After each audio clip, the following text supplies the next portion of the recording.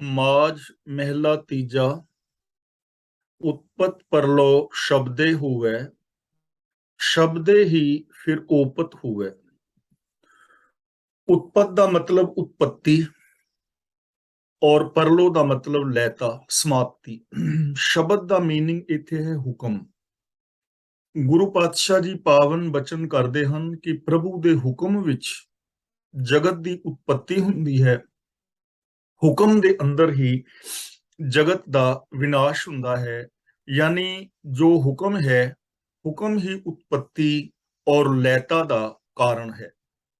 शब्दे ही फिर ओपत हो गए। ओपत का मतलब उत्पत्ति। शब्द राही ही फिर उत्पत्ति हुंदी है, शब्द दे राही ही मुड़ के जीवन मिलता है। गुरमुख वरतै सब आपे सच्चा, गुरमुख उपाए समावणिया।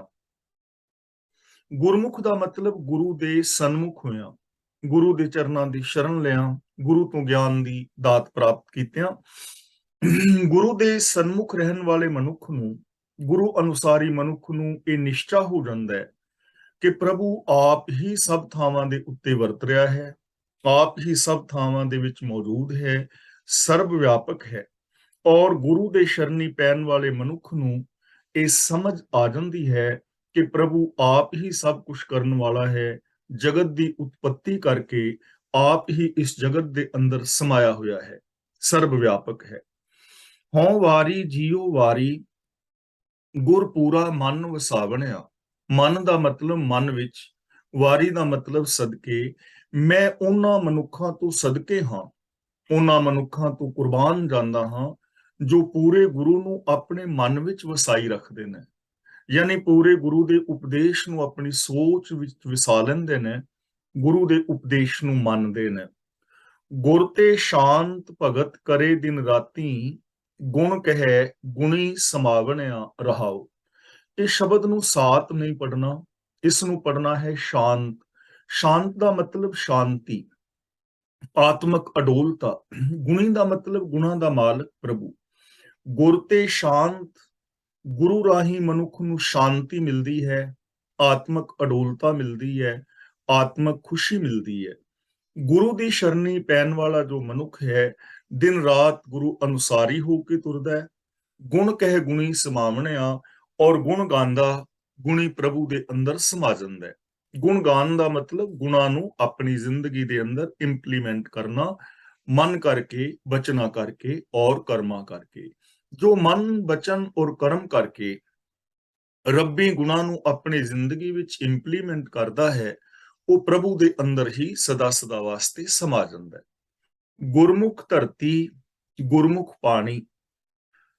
ਗੁਰੂ ਦੇ ਸਨਮੁਖ ਰਹਿਣ ਵਾਲੇ ਮਨੁੱਖ ਨੂੰ ਇਹ ਸਮਝ ਆ ਜਾਂਦੀ ਹੈ ਕਿ ਪ੍ਰਭੂ ਧਰਤੀ ਦੇ ਅੰਦਰ ਵੀ ਸਮਾਇਆ ਹੈ ਔਰ ਪਾਣੀ ਵਿੱਚ ਵੀ ਸਮਾਇਆ ਹੈ, ਯਾਨੀ ਹਰ ਥਾਂ ਤੇ ਵਿਆਪਕ ਹੈ। ਗੁਰਮੁਖ ਪਵਨ ਬੈਸੰਤਰ ਖੇਲੈ ਵਿਡਾਣੀ।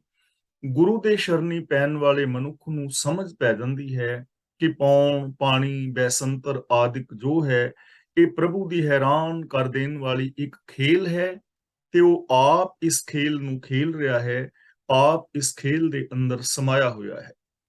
ਸੋ ਨਿਗੁਰਾ ਜੋ ਮਰਮਰ ਜੰਮੈ, ਨਿਗੁਰੇ ਆਵਣ ਜਾਵਣਿਆ। ਨਿਗੁਰਾ ਦਾ ਮਤਲਬ ਗੁਰੂ ਤੋਂ ਹੀਣਾ, ਆਪ ਹੁਦਰਾ ਮਨੁੱਖ ਜੋ ਗੁਰੂ ਗਿਆਨ ਮੁਤਾਬਕ ਜ਼ਿੰਦਗੀ ਨਹੀਂ ਜਿੰਦਾ। ਮਰਮਰ ਜੰਮੇ ਦਾ ਮਤਲਬ ਪਸ਼ੂ ਬਿਰਤੀਆਂ ਦੇ ਅੰਦਰ ਪਿਆ ਰਹਿੰਦਾ ਹੈ।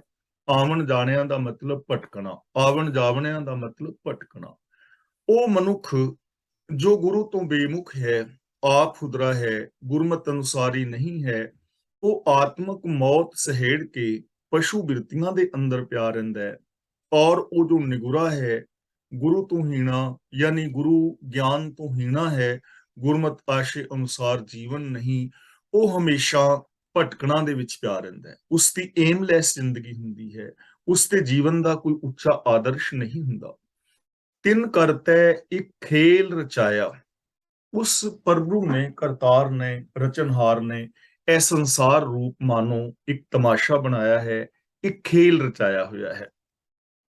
ਕਾਇਆ ਸ਼ਰੀਰੈ ਵਿੱਚ ਸਭ ਕੁਝ ਪਾਇਆ। ਸਭ ਕੁਝ ਦਾ ਮਤਲਬ ਹਰ ਇੱਕ ਗੁਣ। ਇਹ ਕਾਇਆ ਅੰਦਰ, ਯਾਨੀ ਮਨੁੱਖੀ ਸਰੀਰ ਦੇ ਅੰਦਰ ਪ੍ਰਭੂ ਨੇ ਹਰ ਇੱਕ ਗੁਣ ਪਾਇਆ ਹੈ। और हकीकत है कि हर इंसान जो है शरीरधारी, वो डॉक्टर, इंजीनियर, वैज्ञानिक, मनोवैज्ञानिक कुछ भी हो सकता है। ਉਹਦੇ ਅੰਦਰ ਸਤ, ਸੰਤੋਖ, ਦਇਆ, ਧਰਮ, ਧੀਰਜ ਆਦਿਕ ਅਨੰਤ ਅਨੰਤ ਗੁਣ ਰੱਖੇ ਨੇ। ਜ਼ਰੂਰਤ ਤਾਂ ਇਹਨਾਂ ਗੁਣਾਂ ਨੂੰ ਯੂਜ਼ ਕਰਨ ਦੀ ਹੈ। ਤਾਂ ਸਰੀਰ ਕਾਇਆ ਦੇ ਅੰਦਰ ਉਸਨੇ ਸਭ ਗੁਣ ਰੱਖੇ ਨੇ। ਸ਼ਬਦ ਭੇਦ ਕੋਈ ਮਹਿਲ ਪਾਏ, ਮਹਿਲੇ ਮਹਿਲ ਬੁਲਾਵਣਿਆ। ਸ਼ਬਦ ਦਾ ਮਤਲਬ ਗੁਰੂ ਦੇ ਉਪਦੇਸ਼ ਰਾਹੀਂ, ਭੇਦ ਦਾ ਮਤਲਬ ਵਿੰਨ ਕੇ, ਯਾਨੀ ਸ਼ਬਦ ਰਾਹੀਂ ਆਪਣੇ ਆਪੇ ਦੀ ਖੋਜ ਕਰਕੇ। ਜੋ ਪਹਿਲਾ ਮਹਿਲ ਸ਼ਬਦ ਹੈ, ਮਹਿਲ ਥੱਲੇ ਲੱਲਾ ਹੈ, ਇਹਦਾ ਮਤਲਬ ਪ੍ਰਭੂ ਦੀ ਹਜ਼ੂਰੀ, ਤੇ ਮਹਿਲੇ ਮਹਿਲ ਦਾ ਮਤਲਬ ਪ੍ਰਭੂ ਦੀ ਹਜ਼ੂਰੀ ਵਿੱਚ। ਜਿਹੜਾ ਕੋਈ ਗੁਰੂ ਦੇ ਸ਼ਬਦ ਰਾਹੀਂ ਆਪਣੇ ਆਪੇ ਦੀ ਖੋਜ ਕਰਦਾ ਹੈ, ਆਪਣੇ ਆਤਮਿਕ ਜੀਵਨ ਨੂੰ ਪੜਚੋਲਦਾ ਹੈ, ਸੈਲਫ ਐਨਾਲਿਸਿਸ ਕਰਦਾ ਹੈ ਕਿ ਮੇਰੇ ਵਿੱਚ ਕਿੰਨੀਆਂ ਚੰਗਿਆਈਆਂ ਨੇ, ਕਿੰਨੀਆਂ ਬੁਰਾਈਆਂ ਨੇ, ਕਿੰਨੀਆਂ ਕਮੀਆਂ ਨੇ, ਦੋਸ਼ ਨੇ, ਔਰ ਕਿਹੜੇ-ਕਿਹੜੇ ਮੇਰੇ ਵਿੱਚ ਗੁਣ ਨੇ, ਤਾਂ ਔਗੁਣਾਂ ਨੂੰ ਕੱਢ ਕੇ ਉਹ ਗੁਣਾਂ ਦਾ ਧਾਰਨੀ ਹੁੰਦਾ ਹੈ। ਜੋ ਆਪਣੇ ਆਪੇ ਦੀ ਪੜਚੋਲ ਕਰਦਾ ਹੈ, ਗੁਰੂ ਦੇ ਸ਼ਬਦ ਦੀ ਖੋਜ ਕਰਕੇ, ਯਾਨੀ ਆਪਣੇ ਆਪੇ ਦੀ ਖੋਜ ਕਰਕੇ, ਉਹ ਪ੍ਰਭੂ ਦੀ ਹਜ਼ੂਰੀ ਹਾਸਲ ਕਰਦਾ ਹੈ ਔਰ ਪ੍ਰਭੂ ਉਸ ਨੂੰ ਆਪਣੀ ਹਜ਼ੂਰੀ ਵਿੱਚ ਟਿਕਾਈ ਰੱਖਦਾ ਹੈ। ਮਤਲਬ ਕਿ ਉਹ ਇਨਸਾਨ ਰੱਬੀ ਹਜ਼ੂਰੀ ਵਿੱਚ ਟਿਕਿਆ ਰਹਿੰਦਾ ਹੈ, ਉਹ ਰੱਬੀ ਰਜ਼ਾ ਦੇ ਅੰਦਰ ਆਪਣਾ ਜੀਵਨ ਗੁਜ਼ਾਰਦਾ ਹੈ। ਸੱਚਾ ਸ਼ਾਹ ਸੱਚੇ ਵਣਜਾਰੇ। ਪ੍ਰਭੂ ਸਦਾ ਕਾਇਮ ਰਹਿਣ ਵਾਲਾ ਇੱਕ ਮਾਨੋ ਸ਼ਾਹੂਕਾਰ ਹੈ, ਤੇ ਜੋ ਉਹਦਾ ਵਣਜ ਕਰਦੇ ਨੇ, ਵਪਾਰ ਕਰਦੇ ਨੇ, ਉਹ ਵੀ ਇਨਸਾਨ ਸੱਚੇ ਨੇ। ਯਾਨੀ ਜੋ ਰੱਬੀ ਰਜ਼ਾ ਵਿੱਚ ਤੁਰਦੇ ਨੇ, ਰੱਬੀ ਗੁਣਾਂ ਦਾ ਜੋ ਧਾਰਨੀ ਹੁੰਦੇ ਨੇ, ਉਹ ਵਣਜਾਰੇ ਜੀਵ ਵੀ ਸੱਚੇ ਨੇ। ਸੱਚ ਵਣੰਜਹਿ ਗੁਰ ਹੇਤ ਅਪਾਰੇ। ਵਣੰਜਹਿ ਦਾ ਮਤਲਬ ਵਿਹਾਜਦੇ ਨੇ, ਹੇਤ ਦਾ ਮਤਲਬ ਪ੍ਰੇਮ ਵਿੱਚ, ਅਪਾਰੇ ਦਾ ਮਤਲਬ ਬੇਅੰਤ। ਉਹ ਜੀਵ ਵਣਜਾਰੇ ਸਦਾ ਫਿਰ ਰੱਬੀ ਗੁਣਾਂ ਦੀ ਵਪਾਰ ਕਰਦੇ ਨੇ, ਸੱਚ ਨੂੰ ਵਿਹਾਜਦੇ ਨੇ, ਜਿਹੜੇ ਬੇਅੰਤ ਪ੍ਰਭੂ ਗੁਰੂ ਦੇ ਪ੍ਰੇਮ ਵਿੱਚ ਟਿਕੇ ਰਹਿੰਦੇ ਨੇ। ਮਤਲਬ ਕਿ ਜੋ ਗੁਰੂ ਦੇ ਪ੍ਰੇਮ ਦੇ ਅੰਦਰ ਟਿਕੇ ਨੇ, ਉਹ ਹਮੇਸ਼ਾ ਸੱਚ ਵਿਹਾਜਦੇ ਨੇ, ਯਾਨੀ ਸੱਚੀ ਜ਼ਿੰਦਗੀ ਜੀਂਦੇ ਨੇ। ਸੱਚ ਵਿਹਾਜੈ ਸੱਚ ਕਮਾਵਹਿ, ਸੱਚੋ ਸੱਚ ਕਮਾਵਣਿਆ। ਉਹ ਸਦਾ ਸੱਚ ਵਿਹਾਜਦੇ ਨੇ, ਸੱਚ ਦੀ ਕਮਾਈ ਕਰਦੇ ਨੇ, ਔਰ ਸਦਾ ਸੱਚ ਦੇ ਅੰਦਰ ਟਿਕੇ ਰਹਿੰਦੇ ਨੇ। ਮਨ, ਬਚਨ ਔਰ ਕਰਮ ਕਰਕੇ ਉਹ ਇਨਸਾਨ ਸੱਚ ਦੇ ਧਾਰਨੀ ਹੁੰਦੇ ਨੇ। ਬਿਨ ਰਾਸ਼ੀ ਕੋ ਵਥ ਕਿਉਂ ਪਾਏ। ਰਾਸ਼ੀ ਦਾ ਮਤਲਬ ਸਰਮਾਇਆ, ਪੂੰਜੀ। ਕੋ ਦਾ ਮਤਲਬ ਕੋਈ ਮਨੁੱਖ, ਵਥ ਦਾ ਮਤਲਬ ਵਸਤੂ। ਜਿਵੇਂ ਕੋਈ ਮਨੁੱਖ ਬਿਨਾਂ ਰਾਸ਼ੀ ਤੋਂ, ਬਿਨਾਂ ਪੂੰਜੀ ਤੋਂ ਕੋਈ ਵਸਤੂ ਨਹੀਂ ਖਰੀਦ ਸਕਦਾ। ਹੁਣ ਜੇ ਕਿਸੇ ਦੁਕਾਨ ਤੋਂ ਕੋਈ ਵਸਤੂ ਖਰੀਦਣੀ ਹੈ ਤਾਂ ਉਸ ਦਾ ਮੁੱਲ ਦੇਣਾ ਪਵੇਗਾ। ਜੇ ਪੈਸਾ ਨਹੀਂ ਹੈ, ਪੂੰਜੀ ਨਹੀਂ ਹੈ, ਤਾਂ ਫਿਰ ਬੰਦਾ ਕੋਈ ਪੂੰਜੀ ਨਹੀਂ ਆਪਣਾ ਵਸਤੂ ਨਹੀਂ ਖਰੀਦ ਸਕਦਾ। ਇਸੇ ਤਰ੍ਹਾਂ ਜਿਸ ਮਨੁੱਖ ਦੇ ਪੱਲੇ ਸੱਚ ਨਹੀਂ ਹੈ, ਆਤਮਿਕ ਗੁਣਾਂ ਦਾ ਸਰਮਾਇਆ ਨਹੀਂ, ਆਤਮਿਕ ਗੁਣਾਂ ਦੀ ਪੂੰਜੀ ਨਹੀਂ, ਤਾਂ ਉਹ ਮਨੁੱਖ ਆਤਮਿਕ ਸ਼ਾਂਤੀ ਕਿਵੇਂ ਹਾਸਲ ਕਰ ਸਕਦਾ ਹੈ? ਉਹ ਮਨੁੱਖ ਆਤਮਿਕ ਜੀਵਨ ਕਿਵੇਂ ਜੀ ਸਕਦਾ ਹੈ? ਮਨਮੁਖ ਭੂਲੇ ਲੋਕ ਸਬਾਏ। ਸਬਾਏ ਦਾ ਮਤਲਬ ਸਾਰੇ। ਜੋ ਆਪ ਹੁਦਰੇ ਲੋਕ ਨੇ, ਜੋ ਆਪਣੇ ਮਨ ਦੀ ਮਰਜ਼ੀ ਕਰਦੇ ਨੇ, ਰੱਬੀ ਰਜ਼ਾ ਵਿੱਚ ਨਹੀਂ ਤੁਰਦੇ, ਜਾਂ ਕੁਦਰਤੀ ਨਿਯਮਾਂ ਨੂੰ ਫਾਲੋ ਨਹੀਂ ਕਰਦੇ, ਜਾਂ ਮਨ ਵਚਨ ਕਰਮ ਕਰਕੇ ਸੱਚ ਦੇ ਧਾਰਨੀ ਨਹੀਂ ਹਨ, ਜਿਨ੍ਹਾਂ ਨੇ ਗੁਰੂ ਤੋਂ ਵਿਵੇਕ ਬੁੱਧ ਨਹੀਂ ਹਾਸਲ ਕੀਤੀ, ਜੋ ਆਪ ਹੁਦਰੇ ਨੇ, ਉਹ ਸਾਰੇ ਲੋਕ ਜੀਵਨ ਦੇ ਅਸਲ ਰਾਸਤੇ ਤੋਂ ਖੁੰਝੇ ਹੋਏ ਨੇ, ਭੁੱਲੇ ਹੋਏ ਨੇ। ਬਿਨ ਰਾਸ਼ੀ ਸਭ ਖਾਲੀ ਚੱਲੇ, ਖਾਲੀ ਜਾਏ ਦੁੱਖ ਪਾਵਣਿਆ। ਬਿਨ ਰਾਸ਼ੀ ਦਾ ਮਤਲਬ ਸ਼ੁਭ ਗੁਣਾਂ ਦੀ ਰਾਸ ਤੋਂ ਸਖਣਿਆ ਰਹਿ ਕੇ। ਖਾਲੀ ਚੱਲੇ ਦਾ ਮਤਲਬ ਆਤਮਿਕ ਜੀਵਨ ਤੋਂ ਬਿਨਾਂ ਹੀ ਜੀਵਨ ਬਤੀਤ ਕਰਦੇ ਨੇ। ਤਾਂ ਉਹ ਇਨਸਾਨ ਬਿਨਾਂ ਰੱਬੀ ਗੁਣਾਂ ਤੋਂ, ਬਿਨਾਂ ਸੱਚ ਤੋਂ ਜੀਵਨ ਬਸਰ ਕਰਦੇ ਨੇ, ਔਰ ਖਾਲੀ ਜੀਵਨ, ਗੁਣਾਂ ਤੋਂ ਸਖਣਾ ਜੀਵਨ ਜੀਣ ਕਰਕੇ ਹਮੇਸ਼ਾ ਹੀ ਦੁਖੀ ਔਰ ਅਸ਼ਾਂਤ ਰਹਿੰਦੇ ਨੇ, ਦੁੱਖ ਸਹਾਰਦੇ ਨੇ। ਇੱਕ ਸੱਚ ਵਣੰਜੈ ਗੁਰ ਸ਼ਬਦ ਪਿਆਰੇ। ਗੁਰ ਸ਼ਬਦ ਪਿਆਰੇ ਦਾ ਮਤਲਬ ਜੋ ਗੁਰੂ ਦੇ ਸ਼ਬਦ ਦੇ ਪਿਆਰ ਵਿੱਚ ਜੁੜੇ ਰਹਿੰਦੇ ਨੇ, ਉਹ ਜੋ ਲੋਕ ਨੇ, ਉਹ ਹਮੇਸ਼ਾ ਸੱਚ ਵਿਹਾਜਦੇ ਨੇ, ਉਹ ਹਮੇਸ਼ਾ ਸੱਚਾ ਜੀਵਨ ਜੀਂਦੇ ਨੇ। ਉਹ ਸੱਚ ਸੁਣਦੇ, ਸੱਚ ਵੇਖਦੇ, ਸੱਚ ਕਮਾਉਂਦੇ, ਸੱਚ ਦਾ ਹੀ ਸੰਗ੍ਰਹਿਣ ਕਰਦੇ ਹਨ। ਆਪ ਤਰਹਿ ਸਗਲੇ ਕੁਲ ਤਾਰੇ। ਸਗਲੇ ਕੁਲ ਤਾਰੇ ਦਾ ਮਤਲਬ ਆਪਣੇ ਸਾਰੇ ਗਿਆਨ ਇੰਦਰੀਆਂ ਨੂੰ ਤਾਰਦੇ ਨੇ। ਉਹ ਆਪ ਤਰਦੇ ਨੇ ਔਰ ਆਪਣੇ ਗਿਆਨ ਇੰਦਰੀਆਂ ਨੂੰ ਤਾਰਦੇ ਨੇ। ਭਾਵ ਕਿ ਉਹਨਾਂ ਦੀਆਂ ਅੱਖਾਂ, ਕੰਨ ਆਦਿਕ ਜੋ ਵੀ ਗਿਆਨ ਇੰਦਰੀ ਨੇ, ਉਹ ਵੀ ਸੱਚ ਦੇ ਨਾਲ ਜੁੜੇ ਹੁੰਦੇ ਨੇ, ਉਹ ਵੀ ਵਿਕਾਰਾਂ ਦੇ ਵਿੱਚ ਨਹੀਂ ਜੁੜਦੇ। ਦੂਜੀ ਗੱਲ, ਸਗਲੇ ਕੁਲ ਤਾਰੇ ਦਾ ਮਤਲਬ ਉਹ ਕੁਲ, ਉਹ ਸਾਰੇ ਲੋਕ ਜੋ ਐਸੇ ਇਨਸਾਨ ਦੀ ਸੰਗਤ ਕਰਦੇ ਨੇ, ਜੋ ਸੱਚ ਦੇ ਰਾਹ ਤੇ ਚੱਲਦੇ ਨੇ, ਉਹ ਵੀ ਤਰ ਜਾਂਦੇ ਨੇ। ਆਏ ਸੇ ਪ੍ਰਵਾਨ ਹੋਏ, ਮਿਲ ਪ੍ਰੀਤਮ ਸੁਖ ਪਾਵਣਿਆ। ਇਸ ਜਗਤ ਦੇ ਅੰਦਰ ਆਏ ਹੋਏ ਉਹ ਮਨੁੱਖ ਪ੍ਰਵਾਨ ਨੇ। ਉਹਨਾਂ ਮਨੁੱਖਾਂ ਦਾ ਜੀਵਨ ਮੁਬਾਰਕ ਹੈ ਜੋ ਪ੍ਰਭੂ ਦੇ ਨਾਲ ਮਿਲ ਕੇ ਆਤਮਿਕ ਜੀਵਨ ਹਾਸਲ ਕਰਦੇ ਨੇ, ਜੋ ਆਤਮਿਕ ਸੁਖ ਹਾਸਲ ਕਰਦੇ ਨੇ, ਜਿਨ੍ਹਾਂ ਦੇ ਅੰਦਰ ਇਨਸਾਨੀਅਤ ਪੈਦਾ ਹੋ ਜਾਂਦੀ ਹੈ। ਉਹਨਾਂ ਦਾ ਇਸ ਸੰਸਾਰ ਦੇ ਉੱਤੇ ਆਉਣਾ ਪ੍ਰਵਾਨ ਹੈ, ਉਹਨਾਂ ਦਾ ਜੀਵਨ ਮੁਬਾਰਕ ਹੈ। ਸ਼ਾਬਾਸ਼ ਉਹਨਾਂ ਲੋਕਾਂ ਦੇ ਜੋ ਇਸ ਸੰਸਾਰ ਵਿੱਚ ਆ ਕੇ ਜੀਵਨ ਹਾਸਲ ਕਰਕੇ, ਜਨਮ ਲੈ ਕੇ ਆਪਣੇ ਪੂਰੇ ਜੀਵਨ ਦੇ ਅੰਦਰ ਸ਼ੁਭ ਗੁਣਾਂ ਦੇ ਧਾਰਨੀ ਹੋ ਕੇ ਆਪ ਵੀ ਸੁਖੀ ਵਸਦੇ ਨੇ ਔਰ ਸੰਸਾਰ ਦੇ ਅੰਦਰ ਵੀ ਸੁਖ ਸ਼ਾਂਤੀ ਫੈਲਾਉਣ ਦਾ ਕਾਰਨ ਬਣਦੇ ਨੇ। ਅੰਤਰਵਸਤ ਮੂੜਾ ਬਾਹਰ ਭਾਲੇ। ਮੂੜਾ ਦਾ ਮਤਲਬ ਕਮਲਾ, ਬੇਸਮਝ। ਬਾਹਰ ਦਾ ਮਤਲਬ ਬਾਹਰ ਜਿੰਨੀ ਵੀ ਵਸਤੂ ਹੈ, ਜੋ ਸੱਚ ਹੈ, ਸੰਤੋਖ ਹੈ ਜਾਂ ਆਤਮਿਕ ਸ਼ਾਂਤੀ ਹੈ, ਮਾਨਸਿਕ ਸ਼ਾਂਤੀ ਹੈ, ਔਰ ਮਾਨਸਿਕ ਸ਼ਾਂਤੀ ਦੀ ਜਿੰਨੀ ਵੀ ਰਾਸ ਪੂੰਜੀ ਗੁਣ ਨੇ, ਉਹ ਮਨੁੱਖ ਦੇ ਅੰਦਰ ਨੇ।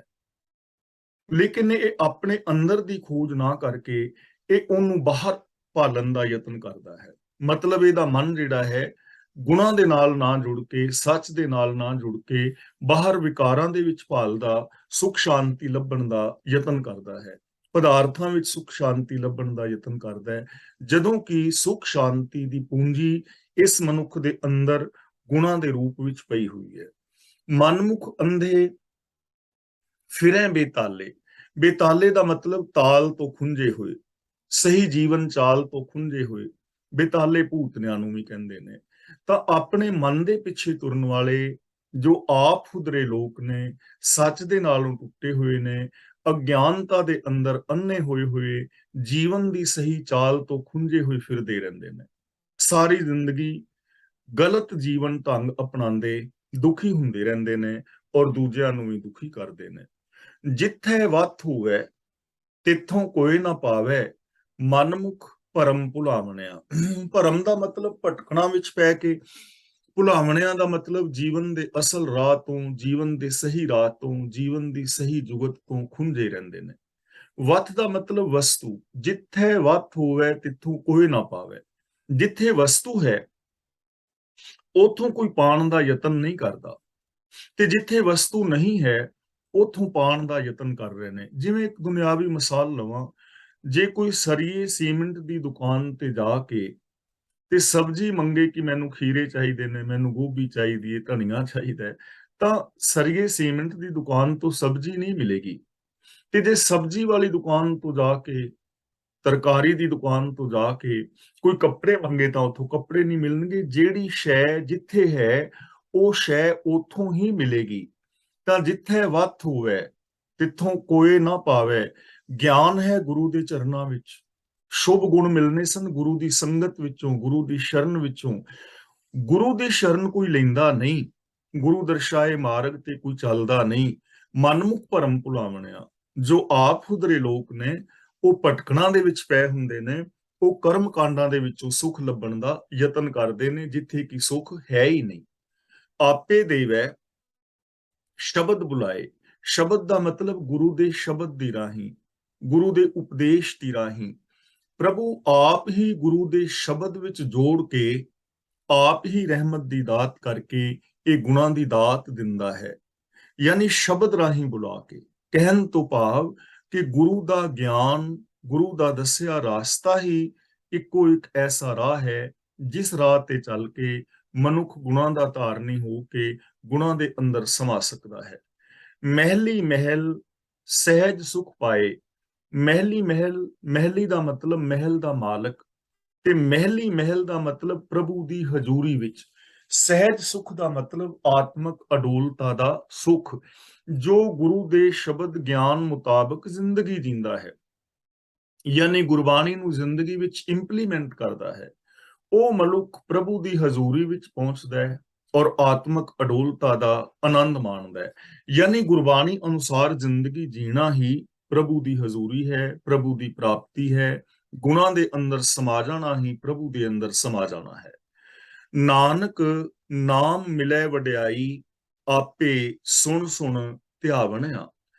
ਹੇ ਨਾਨਕ, ਜੋ ਪ੍ਰਭੂ ਦੀ ਸਿਫਤ ਸਲਾਹ ਕਰਦਾ ਹੈ, ਜੋ ਪ੍ਰਭੂ ਦੀ ਸਿਫਤ ਸਲਾਹ ਸੁਣਦਾ ਹੈ ਔਰ ਉਸ ਨੂੰ ਆਪਣੇ ਧਿਆਨ ਦੇ ਅੰਦਰ ਵਸਾਉਂਦਾ ਹੈ, ਯਾਦ ਰੱਖਦਾ ਹੈ, ਉਹ ਇਨਸਾਨ ਨੂੰ ਰੱਬੀ ਗੁਣਾਂ ਰਾਹੀਂ ਵਡਿਆਈ ਮਿਲਦੀ ਹੈ। ਨਾਮ ਦਾ ਮਤਲਬ ਰੱਬੀ ਗੁਣ। ਤਾਂ ਜਿਹੜਾ ਇਨਸਾਨ ਪ੍ਰਭੂ ਦੀ ਸਿਫਤ ਸਲਾਹ ਸੁਣਦਾ ਔਰ ਉਹਨਾਂ ਗੁਣਾਂ ਨੂੰ ਆਪਣੇ ਧਿਆਨ ਵਿੱਚ ਰੱਖਦਾ ਹੈ, ਗੁਣਾਂ ਨੂੰ ਇੰਪਲੀਮੈਂਟ ਕਰਦਾ ਹੈ, ਉਸ ਮਨੁੱਖ ਨੂੰ ਵਡਿਆਈ ਮਿਲਦੀ ਹੈ, ਉਹਨੂੰ ਮਾਣ, ਆਦਰ ਔਰ ਸਤਿਕਾਰ ਮਿਲਦਾ ਹੈ ਔਰ ਉਹਨੂੰ ਆਤਮਿਕ ਜੀਵਨ ਦਾ ਸੁੱਖ ਮਿਲਦਾ ਹੈ। ਇਸ ਲਈ ਜੇ ਅਸੀਂ ਵੀ ਚਾਹੁੰਦੇ ਹਾਂ ਸਾਨੂੰ ਮਾਣ, ਆਦਰ, ਸਤਿਕਾਰ, ਪਿਆਰ ਮਿਲੇ, ਵਡਿਆਈ ਮਿਲੇ, ਤਾਂ ਸਾਨੂੰ ਵੀ ਚਾਹੀਦਾ ਹੈ ਅਸੀਂ ਗੁਰੂ ਜੀ ਦੀ ਪਾਵਨ ਬਾਣੀ ਨੂੰ ਆਪ ਪੜ੍ਹੀਏ, ਆਪ ਸੁਣੀਏ, ਗੁਰਬਾਣੀ ਮੁਤਾਬਕ ਜ਼ਿੰਦਗੀ ਜੀਵੀਏ। ਮਾਝ ਮਹਿਲਾ ਤੀਜਾ। ਸਤਿਗੁਰ ਸਾਚੀ ਸਿੱਖ ਸੁਣਾਈ। ਸਤਿਗੁਰ ਸਾਚੀ ਸਿੱਖ ਦਾ ਮਤਲਬ ਸਤਿਗੁਰ ਦੀ ਸੱਚੀ ਸਿੱਖਿਆ। ਸੁਣਾਈ ਦਾ ਮਤਲਬ ਹੇ ਮਨ, ਮੈਂ ਤੈਨੂੰ ਸੁਣਾਈ ਹੈ। ਹੇ ਮੇਰੇ ਮਨ, ਮੈਂ ਤੈਨੂੰ ਗੁਰੂ ਦੀ ਸਦਾ ਅਟਲ ਰਹਿਣ ਵਾਲੀ ਸਿੱਖਿਆ ਸੁਣਾਈ ਹੈ। ਗੁਰੂ ਦੀ ਸੱਚੀ ਸਿੱਖਿਆ ਸੁਣਾਈ ਹੈ, ਗੁਰੂ ਦਾ ਸੱਚਾ ਮਾਰਗ ਤੈਨੂੰ ਸੁਣਾਇਆ ਹੈ।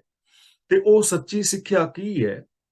ਹਰ ਚੇਤੋ ਅੰਤ ਹੋਈ ਸਿਖਾਈ। ਅੰਤ ਦਾ ਮਤਲਬ ਅਖੀਰ ਨੂੰ। ਰੱਬ ਨੂੰ ਚੇਤੇ ਰੱਖ, ਰੱਬੀ ਗੁਣਾਂ ਨੂੰ ਆਪਣੇ ਚੇਤੇ ਵਿੱਚ ਵਸਾ। ਜੋ ਰੱਬੀ ਗੁਣ ਨੇ, ਪ੍ਰਭੂ ਦੀ ਸਿਫਤ ਸਲਾਹ ਹੈ, ਉਹ ਤੇਰੀ ਅੰਤ ਵਿੱਚ ਸਹਾਇਕ ਬਣੇਗੀ। ਰੱਬ ਦੀ ਯਾਦ, ਰੱਬੀ ਗੁਣ ਤੇਰਾ ਅੰਤ ਨਹੀਂ ਹੋਣ ਦੇਣਗੇ, ਤੈਨੂੰ ਆਤਮਿਕ ਮੌਤੇ ਮਰਨ ਨਹੀਂ ਦੇਣਗੇ, ਤੈਨੂੰ ਆਤਮਿਕ ਮੌਤ ਤੋਂ ਬਚਾ ਲੈਣਗੇ। ਜਿਵੇਂ ਮੈਂ ਪਹਿਲਾਂ ਵੀ ਕਈ ਵਾਰ ਬੇਨਤੀ ਕੀਤੀ ਹੈ, ਜਦੋਂ ਮਨੁੱਖ ਕਿਸੇ ਦਾ ਹੱਕ ਖਾਂਦਾ ਹੈ ਤਾਂ ਅਸਲ ਦੇ ਅੰਦਰ ਇਨਸਾਨ ਉਦੋਂ ਮਰ ਜਾਂਦਾ ਹੈ, ਅੰਦਰੋਂ ਇਨਸਾਨੀਅਤ ਮਰ ਜਾਂਦੀ ਹੈ, ਜ਼ਮੀਰ ਮਰ ਜਾਂਦੀ ਹੈ। ਜਦੋਂ ਇਨਸਾਨੀਅਤ ਮਰੇਗੀ ਤਾਂ ਹੀ ਬੰਦਾ ਦੂਜੇ ਦਾ ਹੱਕ ਖਾਏਗਾ। ਅੰਦਰੋਂ ਇਨਸਾਨੀਅਤ ਮਰੇਗੀ ਤਾਂ ਹੀ ਉਹ ਬੇਗਾਨੀ ਧੀ ਭੈਣ ਨੂੰ ਮਾੜੀ ਨਜ਼ਰ ਨਾਲ ਵੇਖੇਗਾ। ਇਨਸਾਨੀਅਤ ਮਰੇਗੀ ਤਾਂ ਹੀ ਬੰਦਾ ਰਿਸ਼ਵਤਖੋਰੀ, ਚੋਰ ਬਜ਼ਾਰੀ ਦੇ ਚੱਕਰ 'ਚ ਪੈਗਾ ਨਾ। ਇਸ ਲਈ ਗੁਰੂ ਜੀ ਕਹਿੰਦੇ ਨੇ ਰੱਬੀ ਗੁਣਾਂ ਨੂੰ ਹਮੇਸ਼ਾ ਚੇਤੇ ਰੱਖ, ਜੋ ਤੈਨੂੰ ਆਤਮਿਕ ਮੌਤ ਤੋਂ ਬਚਾਣਗੇ। ਇਹ ਗੁਰੂ ਦੀ ਸੱਚੀ ਸਿੱਖਿਆ ਐ ਮਨ, ਮੈਂ ਤੈਨੂੰ ਸੁਣਾ ਰਿਹਾ। ਹਰ ਅਗਮ ਅਗੋਚਰ ਅਨਾਥ ਅਜੂਨੀ, ਸਤਿਗੁਰ ਕੈ ਭਾਏ ਪਾਵਣਿਆ। ਅਗਮ ਦਾ ਮਤਲਬ ਅਪਹੁੰਚ, ਅਗੋਚਰ ਦਾ ਮਤਲਬ ਅ ਪਲਸ ਗੋ ਪਲਸ ਚਰ, ਯਾਨੀ ਜਿਸ ਤੱਕ ਗਿਆਨ ਇੰਦਰੀਆਂ ਦੀ ਪਹੁੰਚ ਨਹੀਂ ਹੈ। ਅਨਾਥ ਦਾ ਮਤਲਬ ਜਿਸ ਦੇ ਸਿਰ ਦੇ ਉੱਤੇ ਕੋਈ ਹੋਰ ਮਾਲਕ ਨਹੀਂ। ਭਾਏ ਦਾ ਮਤਲਬ ਪ੍ਰੇਮ। ਉਹ ਪ੍ਰਭੂ ਜੋ ਅਪਹੁੰਚ, ਮਨੁੱਖ ਦੇ ਗਿਆਨ ਇੰਦਰੀਆਂ ਦੀ ਪਹੁੰਚ ਤੋਂ ਪਰੇ ਹੈ, ਉਸ ਪ੍ਰਭੂ ਦੇ ਸਿਰ ਦੇ ਉੱਤੇ ਹੋਰ ਕੋਈ ਮਾਲਕ ਨਹੀਂ ਹੈ ਔਰ ਉਹ ਜੂਨਾਂ ਤੋਂ ਰਹਿਤ ਹੈ। ਗੁਰੂ ਦੇ ਅਨੁਸਾਰੀ ਹੋ ਕੇ ਤੁਰਿਆ, ਗੁਰੂ ਦੇ ਪ੍ਰੇਮ ਵਿੱਚ ਰਿਹਾ, ਐਸੇ ਪ੍ਰਭੂ ਤੱਕ ਪਹੁੰਚ ਬਣਦੀ ਹੈ। ਐਸੇ ਪ੍ਰਭੂ ਦੇ ਗੁਣਾਂ ਦੇ ਨਾਲ ਸਾਂਝ ਪੈਂਦੀ ਹੈ, ਸਾਨੂੰ ਉਹਦੀ ਰਜ਼ਾ ਦੀ ਸਮਝ ਪੈਂਦੀ ਹੈ ਔਰ ਅਸੀਂ ਆਪਣੀ ਈਗੋ ਨੂੰ ਤਿਆਗ ਗੁਣਾਂ ਦੇ ਵਿੱਚ ਸਮਾ ਸਕਦੇ ਹਾਂ। ਕਿਵੇਂ? ਸਤਿਗੁਰ ਕੈ ਭਾਏ, ਗੁਰੂ ਦੇ ਪ੍ਰੇਮ ਵਿੱਚ ਡੁੱਬ ਕੇ, ਗੁਰੂ ਦੇ ਪ੍ਰੇਮ ਵਿੱਚ ਟਿਕ ਕੇ, ਗੁਰੂ ਦੇ ਪ੍ਰੇਮ ਵਿੱਚ ਰਹਿ ਕੇ। ਤੇ ਗੁਰੂ ਦੇ ਨਾਲ ਪ੍ਰੇਮ ਕਰਨ ਦਾ ਮਤਲਬ ਹੈ ਗੁਰੂ ਦੀ ਫਿਲਾਸਫੀ ਦੇ ਨਾਲ ਪਿਆਰ ਕਰਨਾ, ਗੁਰਬਾਣੀ ਦੇ ਦਿੱਤੇ ਵੇ ਆਫ ਲਾਈਫ ਨਾਲ ਪਿਆਰ ਕਰਨਾ। ਜੋ ਗੁਰਬਾਣੀ ਦੇ ਦਿੱਤੇ ਵੇ ਆਫ ਲਾਈਫ ਨੂੰ ਅਪਣਾ ਲੈਂਦਾ ਹੈ, ਉਹ ਰੱਬੀ ਹਜ਼ੂਰੀ ਵਿੱਚ ਹੀ ਪਹੁੰਚਿਆ ਹੋਇਆ ਹੈ। ਹਉ ਵਾਰੀ ਜੀਉ ਵਾਰੀ, ਆਪ ਨਿਵਾਰਣਿਆ। ਆਪ ਦਾ ਮਤਲਬ ਆਪਾ ਭਾਵ। ਮੈਂ ਸਦਕੇ ਹਾਂ, ਕੁਰਬਾਨ ਹਾਂ ਉਹਨਾਂ ਤੋਂ ਜਿਹੜੇ ਆਪਾ ਭਾਵ ਨੂੰ ਦੂਰ ਕਰਦੇ ਨੇ। ਭਾਵ ਕਿ ਜੋ ਆਪਣੀ ਈਗੋ ਨੂੰ ਖਤਮ ਕਰਦੇ ਨੇ, ਨਿਮਰਤਾ ਵਿੱਚ ਜੀਵਨ ਬਸਰ ਕਰਦੇ ਨੇ ਔਰ ਆਪਣੀ ਮੱਤ ਨੂੰ ਛੱਡ ਕੇ ਗੁਰੂ ਦੀ ਮੱਤ ਦੇ ਧਾਰਨੀ ਹੁੰਦੇ ਨੇ। ਆਪ ਗਵਾਏ ਤਾਂ ਹਰ ਪਾਏ, ਹਰ ਸਿਉ ਸਹਿਜ ਸਮਾਵਣਿਆ। ਰਹਾਉ। ਸਹਿਜ ਦਾ ਮਤਲਬ ਆਤਮਿਕ ਅਡੋਲਤਾ। ਸਹਿਜ ਦਾ ਮਤਲਬ ਮਨ, ਬਚਨ ਔਰ ਕਰਮ ਦੀ ਇਕਸਾਰਤਾ। ਆਪ ਗਵਾਏ ਤਾਂ ਹਰ ਪਾਏ। ਜਦੋਂ ਮਨੁੱਖ ਆਪਾ ਭਾਵ ਦੂਰ ਕਰਦਾ ਹੈ ਤਾਂ ਉਹ ਪ੍ਰਭੂ ਨੂੰ ਮਿਲ ਪੈਂਦਾ ਹੈ, ਪ੍ਰਭੂ ਦੇ ਅੰਦਰ ਸਮਾ ਜਾਂਦਾ ਹੈ। ਜਿਵੇਂ ਪਾਣੀ ਦਾ ਹੀ ਰੂਪ ਹੁੰਦਾ ਹੈ ਨਾ ਗੜਾ, ਜਦੋਂ ਤੱਕ ਉਹ ਗੜਾ ਕਠੋਰ ਹੈ, ਉਦੋਂ ਤੱਕ ਪਾਣੀ ਦਾ ਰੂਪ ਹੁੰਦਾ ਹੋਇਆ ਵੀ, ਪਾਣੀ ਦੇ ਕਿਨਾਰੇ ਪਿਆ ਹੋਇਆ ਵੀ ਪਾਣੀ ਨਾਲੋਂ ਵੱਖਰਾ ਭਾਸਦਾ ਹੈ ਔਰ ਵੱਖਰਾ ਰਹਿੰਦਾ ਹੈ। ਪਰ ਜਦੋਂ ਉਸ ਤੇ ਸੂਰਜ ਦੀ ਕਿਰਨ ਪੈਂਦੀ ਹੈ, ਗੜੇ ਨੂੰ ਟੈਂਪਰੇਚਰ ਮਿਲਦਾ ਹੈ, ਉਹ ਗਲਦਾ ਹੈ ਤੇ ਪਾਣੀ ਦਾ ਰੂਪ ਹੋ ਜਾਂਦਾ ਹੈ। ਇਸੇ ਤਰ੍ਹਾਂ ਜਦੋਂ ਤੱਕ ਅਸੀਂ ਆਪਣੀ ਈਗੋ, ਹੰਕਾਰ, ਹਉਮੈ ਵਿੱਚਾਂ ਸਾਡੇ ਅੰਦਰ ਵਖੇਵੇਂ ਟਿਕੇ ਰਹਿੰਦੇ ਨੇ, ਤੇ ਜਦੋਂ ਸਾਡੇ ਅੰਦਰੋਂ ਗੁਰੂ ਸ਼ਬਦ ਦੇ ਪ੍ਰਕਾਸ਼ ਰਾਹੀਂ, ਗੁਰੂ ਦੀ ਪਾਵਨ ਬਾਣੀ ਦੇ ਗਿਆਨ ਰਾਹੀਂ ਹਉਮੈ ਦੂਰ ਹੁੰਦੀ ਹੈ, ਤਾਂ ਸਾਡੇ ਅੰਦਰੋਂ ਆਪਾ ਭਾਵ ਖਤਮ ਹੁੰਦਾ ਹੈ, ਸਾਡੇ ਵਖੇਵੇਂ ਮਿਟ ਜਾਂਦੇ ਨੇ ਔਰ ਬੰਦਾ ਰੱਬ ਰੂਪ ਹੀ ਹੋ ਜਾਂਦਾ ਹੈ। ਤਾਂ ਜਦੋਂ ਮਨੁੱਖ ਆਪਾ ਭਾਵ ਦੂਰ ਕਰਦਾ ਹੈ ਤਾਂ ਪ੍ਰਭੂ ਨੂੰ ਮਿਲ ਪੈਂਦਾ ਹੈ। ਪ੍ਰਭੂ ਨਾਲ ਮਿਲ ਕੇ ਆਤਮਿਕ ਅਡੋਲਤਾ ਦੇ ਵਿੱਚ ਹਮੇਸ਼ਾ ਉਹ ਲੀਨ ਰਹਿੰਦਾ ਹੈ। ਐਸਾ ਇਨਸਾਨ ਮਨ, ਬਚਨ ਔਰ ਕਰਮ ਕਰਕੇ ਸੱਚ ਦੇ ਨਾਲ ਜੁੜਿਆ ਰਹਿੰਦਾ ਹੈ। ਪੂਰਬ ਲਿਖਿਆ ਸੋ ਕਰਮ ਕਮਾਇਆ। ਪੂਰਬ ਦੇ ਅੰਦਰ ਲਿਖਿਆ ਹੋਇਆ ਕਰਮ ਹੀ ਬੰਦਾ ਕਮਾਉਂਦਾ ਹੈ। ਹੁਣ ਪੂਰਬ ਲਿਖੇ ਨੂੰ ਥੋੜਾ ਜਿਹਾ ਸਮਝ ਲੈਣਾ। ਪੂਰਬ ਲਿਖੇ ਦਾ ਮਤਲਬ ਇਹ ਨਹੀਂ ਹੈ ਕਿ ਰੱਬ ਨੇ ਸਾਡੀ ਕਿਸਮਤ ਦੇ ਵਿੱਚ ਲਿਖ ਦਿੱਤਾ ਹੈ। ਰੱਬ ਨੇ ਸਾਡੀ ਕਿਸਮਤ ਵਿੱਚ ਨਹੀਂ ਲਿਖਿਆ, ਅਸੀਂ ਆਪਣੀ ਕਿਸਮਤ ਆਪ ਲਿਖਦੇ ਹਾਂ ਰੱਬੀ ਰਜ਼ਾ ਦੇ ਅੰਦਰ। ਪੂਰਬ ਲਿਖਿਆ ਦਾ ਮੀਨਿੰਗ ਇਹ ਹੈ ਕਿ ਜੋ ਅਸੀਂ ਆਪਣੇ ਬੀਤੇ ਹੋਏ ਜੀਵਨ ਦੇ ਅੰਦਰ ਸੰਸਕਾਰ ਪੈਦਾ ਕੀਤੇ ਨੇ, ਉਹਨਾਂ ਸੰਸਕਾਰਾਂ ਰਾਹੀਂ ਸਾਡੀਆਂ ਆਦਤਾਂ ਔਰ ਸਾਡਾ ਪੱਕਾ ਸੁਭਾਅ ਬਣ ਗਿਆ ਹੈ। ਉਸ ਬਣੇ ਹੋਏ ਸੁਭਾਅ ਮੁਤਾਬਕ ਹੀ ਬੰਦਾ ਜ਼ਿੰਦਗੀ ਜੀਂਦਾ ਹੈ, ਤੇ ਬੰਦੇ ਦੇ ਜ਼ਿੰਦਗੀ ਜੀਣ ਤੋਂ ਹੀ, ਢੰਗ ਤੋਂ ਹੀ ਫਲ ਵਜੋਂ ਇਹਨੂੰ ਸੁੱਖ ਜਾਂ ਦੁੱਖ ਆਦਿਕ ਮਿਲਦੇ ਨੇ, ਔਰ ਬਣੇ ਸੁਭਾਅ ਮੁਤਾਬਕ ਹੀ ਬੰਦਾ ਕਰਮ ਕਰਦਾ ਰਹਿੰਦਾ ਹੈ। ਤਾਂ ਗੁਰੂ ਪਾਤਸ਼ਾਹ ਜੀ ਕਹਿੰਦੇ ਨੇ, ਪੂਰਬਲੇ ਜੀਵਨ ਦੇ ਅੰਦਰ ਜੋ ਸਾਡੇ ਅੰਦਰ ਸੰਸਕਾਰ ਸਨ, ਉਹਨਾਂ ਸੰਸਕਾਰਾਂ ਤੋਂ ਬਣੇ ਸੁਭਾਅ ਮੁਤਾਬਕ ਬੰਦਾ ਕਰਮ ਕਮਾਉਂਦਾ ਹੈ। ਸਤਿਗੁਰ ਸੇਵ ਸਦਾ ਸੁਖ ਪਾਇਆ। ਤੇ ਜਿਸ ਮਨੁੱਖ ਨੇ ਆਪਣੇ ਅੰਦਰ ਗੁਰੂ ਦੀ ਪਾਵਨ ਬਾਣੀ ਦੇ, ਗੁਰਬਾਣੀ ਦੇ ਸੰਸਕਾਰ ਲਿਖੇ ਨੇ, ਜੋ ਉਹਨਾਂ ਬਣੇ ਸੰਸਕਾਰਾਂ ਰਾਹੀਂ ਗੁਰੂ ਦੀ ਸ਼ਰਣੀ ਪੈਂਦਾ ਹੈ, ਗੁਰੂ ਦੇ ਦੱਸੇ ਰਾਹ ਤੇ ਚੱਲਦਾ ਹੈ, ਗੁਰਬਾਣੀ ਅਨੁਸਾਰ ਜ਼ਿੰਦਗੀ ਜੀਂਦਾ ਹੈ, ਉਹ ਹਮੇਸ਼ਾ ਸदैवी ਸੁਖ ਪਾਉਂਦਾ ਹੈ। ਬਿਨ ਭਾਗਾਂ ਗੁਰ ਪਾਈਐ ਨਾਹੀ, ਸ਼ਬਦੈ ਮੇਲ ਮਿਲਾਵਣਿਆ। ਸ਼ਬਦੈ ਦਾ ਮਤਲਬ ਸ਼ਬਦ ਦੀ ਰਾਹੀਂ। ਬਿਨਾਂ ਭਾਗਾਂ ਤੋਂ ਗੁਰੂ ਨਹੀਂ ਮਿਲਦਾ। ਇੱਥੇ ਭਾਗਾਂ ਦਾ ਮਤਲਬ ਹੈ ਉਦਮ। ਉਦਮ ਤੋਂ ਬਿਨਾਂ ਗੁਰੂ ਦਾ ਮਿਲਾਪ ਨਹੀਂ ਹੁੰਦਾ। ਹੁਣ ਕੋਈ ਵੀ ਸ਼ੈ ਉਦਮ ਤੋਂ ਬਿਨਾਂ ਨਹੀਂ ਮਿਲਦੀ। ਜੇ ਕੋਈ ਮਾੜੇ ਕਰਮ ਵਾਸਤੇ ਉਦਮ ਕਰ ਰਿਹਾ ਹੈ ਤੇ ਉਹ ਮਾੜੇ ਕਰਮ ਕਰਦਾ ਹੈ, ਚੰਗੇ ਕੰਮ ਲਈ ਉਦਮ ਕਰ ਰਿਹਾ ਹੈ ਤਾਂ ਚੰਗੇ ਕਰਮ ਉਹ ਕਰੇਗਾ। ਉਦਮ ਕਰਨਾ ਅਤਿਅੰਤ ਜ਼ਰੂਰੀ ਹੈ। ਤਾਂ ਗੁਰੂ ਦੇ ਮਿਲਾਪ ਲਈ ਵੀ ਸਾਨੂੰ ਉਦਮ ਤਾਂ ਕਰਨਾ ਪਵੇਗਾ। ਗੁਰਦੁਆਰਾ ਸਾਹਿਬ ਜਾਣ ਲਈ ਉਦਮ ਤਾਂ ਕਰਨਾ ਪਵੇਗਾ, ਬਾਣੀ ਪੜ੍ਹਨ ਲਈ ਉਦਮ ਤਾਂ ਕਰਨਾ ਪਵੇਗਾ, ਗੁਰਬਾਣੀ ਦੇ ਅਰਥ ਸਮਝਣ ਲਈ ਉਦਮ ਤੇ ਕਰਨਾ ਪਵੇਗਾ, ਗੁਰਬਾਣੀ ਅਨੁਸਾਰ ਜ਼ਿੰਦਗੀ ਜੀਣ ਵਾਸਤੇ ਉਦਮ ਤਾਂ ਕਰਨਾ ਪਵੇਗਾ। ਤਾਂ ਬਿਨਾਂ ਉਦਮ ਤੋਂ, ਬਿਨਾਂ ਅੰਦਰ ਪੈਦਾ ਕੀਤੇ ਸੰਸਕਾਰਾਂ ਤੋਂ ਗੁਰੂ ਨਹੀਂ ਮਿਲਦਾ। ਇਸ ਲਈ ਸਾਨੂੰ ਐਸੇ ਸੰਸਕਾਰ ਪੈਦਾ ਕਰਨ ਦਾ ਉਦਮ ਕਰਨਾ ਚਾਹੀਦਾ ਹੈ। ਸ਼ਬਦੈ ਮੇਲ ਮਿਲਾਵਣਿਆ, ਤੇ ਸ਼ਬਦ ਦੀ ਰਾਹੀਂ ਪ੍ਰਭੂ ਦੇ ਮਿਲਾਪ ਵਿੱਚ ਮਿਲ ਜਾਈਦਾ ਹੈ। ਸ਼ਬਦ ਦਾ ਮਤਲਬ ਗੁਰੂ ਦਾ ਉਪਦੇਸ਼, ਗੁਰੂ ਦਾ ਗਿਆਨ, ਗੁਰੂ ਦੀ ਫਿਲਾਸਫੀ, ਗੁਰੂ ਦੀ ਵਿਚਾਰਧਾਰਾ। ਗੁਰੂ ਦੀ ਵਿਚਾਰਧਾਰਾ ਮੁਤਾਬਕ ਜੀਵਨ ਜੀਣ ਦੇ ਉਦਮ ਰਾਹੀਂ ਪ੍ਰਭੂ ਮੇਲ ਵਿੱਚ ਮਿਲ ਜਾਈਦਾ ਹੈ। ਗੁਰਮੁਖ ਅਲਿਪਤ ਰਹਿ ਸੰਸਾਰੇ। ਗੁਰਮੁਖ ਦਾ ਮਤਲਬ ਗੁਰੂ ਦੇ ਦੱਸੇ ਰਾਹਾਂ ਤੇ ਤੁਰਨ ਵਾਲਾ ਇਨਸਾਨ ਜਗਤ ਦੇ ਅੰਦਰ ਨਿਰਲੇਪ ਰਹਿੰਦਾ ਹੈ, ਨਿਰਭਉ ਰਹਿੰਦਾ ਹੈ, ਸਵਾਰਥਹੀਣ ਜ਼ਿੰਦਗੀ ਜੀਂਦਾ ਹੈ, ਜਗਤ ਵਿੱਚ ਰਹਿੰਦਾ ਹੋਇਆ ਵਿਕਾਰਾਂ ਦੇ ਵਿੱਚੋਂ ਬਿਲਕੁਲ ਨਿਰਲੇਪ ਰਹਿੰਦਾ ਹੈ। ਗੁਰ ਕੈ ਤਕੀਐ ਨਾਮ ਆਧਾਰੇ। ਤਕੀਏ ਦਾ ਮਤਲਬ ਸਹਾਰਾ, ਆਧਾਰ ਦਾ ਮਤਲਬ ਆਸਰਾ। ਤਾਂ ਗੁਰੂ ਗਿਆਨ ਦਾ ਆਸਰਾ ਲੈ ਕੇ ਰੱਬੀ ਸਿਫਤ ਸਲਾਹ ਨੂੰ ਜੀਵਨ ਦਾ ਆਧਾਰ ਬਣਾ ਕੇ ਐਸੀ ਜ਼ਿੰਦਗੀ ਜੀਵੀ ਜਾ ਸਕਦੀ ਹੈ। ਗੁਰਮੁਖ ਜੋਰ ਕਰੇ ਕਿਆ ਤਿਸਨੂੰ, ਆਪੇ ਖਪ ਦੁੱਖ ਪਾਵਣਿਆ। ਜੋਰ ਦਾ ਮਤਲਬ ਧੱਕਾ। ਤਾਂ ਜਿਹੜਾ ਮਨੁੱਖ ਗੁਰੂ ਦੇ ਸਨਮੁਖ ਰਹਿੰਦਾ ਹੈ, ਜੋ ਗੁਰੂ ਅਨੁਸਾਰੀ ਹੈ, ਉਸ ਤੇ ਹੋਰ ਕੋਈ ਮਨੁੱਖ ਦਬਾਅ ਨਹੀਂ ਪਾ ਸਕਦਾ। ਮਤਲਬ ਉਹਨੂੰ ਕਿਸੇ ਵੀ ਦਬਾਅ ਰਾਹੀਂ ਗੁਰੂ ਦੇ ਗਿਆਨ ਤੋਂ, ਸੱਚ ਤੋਂ ਪਾਸੇ ਨਹੀਂ ਕੀਤਾ ਜਾ ਸਕਦਾ। ਔਰ ਉਹਦਾ ਵਿਰੋਧ ਕਰਨ ਵਾਲਾ ਆਪ ਹੀ ਖੱਪ ਖੱਪ ਕੇ ਦੁੱਖ ਪਾਉਂਦਾ ਰਹਿੰਦਾ ਹੈ, ਆਪਣੇ ਅੰਦਰ ਹੀ ਉਹ ਸੜਦਾ ਔਰ ਬਲਦਾ ਰਹਿੰਦਾ ਹੈ। ਸਾਡੇ ਕੋਲ ਇਤਿਹਾਸ ਗਵਾਹ ਹੈ, ਕਿੰਨਾ ਧੱਕਾ ਕੀਤਾ ਗਿਆ, ਕਿੰਨਾ ਜ਼ੋਰ ਲਗਾਇਆ ਹੋਵੇਗਾ ਉਹਨਾਂ ਜੱਲਾਦਾਂ ਨੇ, ਜਿਨ੍ਹਾਂ ਨੇ ਭਾਈ ਮਤੀ ਦਾਸ ਜੀ ਨੂੰ ਆਰੇ ਨਾਲ ਚੀਰਿਆ, ਜਿਨ੍ਹਾਂ ਨੇ ਭਾਈ ਦਿਆਲਾ ਜੀ ਨੂੰ ਦੇਗ ਵਿੱਚ ਉਬਾਲਿਆ ਜਾਂ ਭਾਈ ਸਤੀ ਦਾਸ ਜੀ ਨੂੰ ਜਿੰਦਾ ਜਲਾਇਆ। ਸਾਰਾ ਧੱਕਾ ਕਰਕੇ ਵੇਖ ਲਿਆ ਨਾ, ਆਪਣਾ ਦਬਾਅ ਬਣਾ ਕੇ ਵੇਖ ਲਿਆ, ਪੈਸੇ ਦਾ ਲਾਲਚ, ਰਾਜ ਦਾ ਲਾਲਚ, ਸਜ਼ਾਵਾਂ ਦਾ ਡਰ, ਲੇਕਿਨ ਉਹਨਾਂ ਨੂੰ ਕੋਈ ਸੱਚ ਦੇ ਨਾਲੋਂ ਤੋੜ ਨਹੀਂ ਸਕਿਆ। ਕੋਈ ਵੀ ਦਬਾਅ, ਮੌਤ ਤੱਕ ਵੀ ਉਹਨਾਂ ਨੂੰ ਜੀਵਨ ਦੇ ਅਸਲ ਰਾਸਤੇ ਤੋਂ ਹਟਾ ਨਹੀਂ ਸਕਦੀ। ਮੀਰ ਮੰਨੂ ਦੇ ਜੇਲ੍ਹ ਦੇ ਅੰਦਰ ਜੋ ਨੌਜਵਾਨ ਭੈਣਾਂ, ਬਜ਼ੁਰਗ ਮਾਤਾਵਾਂ, ਜਿਨ੍ਹਾਂ ਦੇ ਬੱਚਿਆਂ ਦੇ ਟੁਕੜੇ ਟੁਕੜੇ ਕਰਾ ਕੇ ਉਹਨਾਂ ਦੇ ਗਲਿਆਂ ਦੇ ਹਾਰ ਬਣਾ ਦਿੱਤੇ ਗਏ, ਲੇਕਿਨ ਉਹਨਾਂ ਨੂੰ ਸੱਚ ਤੋਂ ਕੋਈ ਲਾਂਭੇ ਨਹੀਂ ਕਰ ਸਕਿਆ।